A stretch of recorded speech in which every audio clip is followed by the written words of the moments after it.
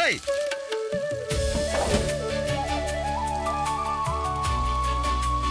அங்காரு சமையல் கட்டில தண்ணியை திறந்து விட்டுருக்குது.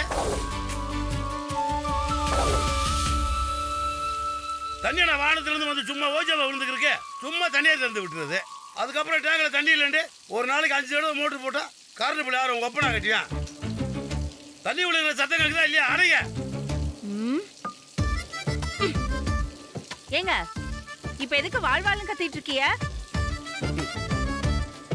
உங்க வேலை என்ன? கல்லால உட்காந்துக்கிட்டு யார் யார் என்ன சாப்பிடறாங்கன்னு பில்லு போட்டு காசு வாங்குறது தானே?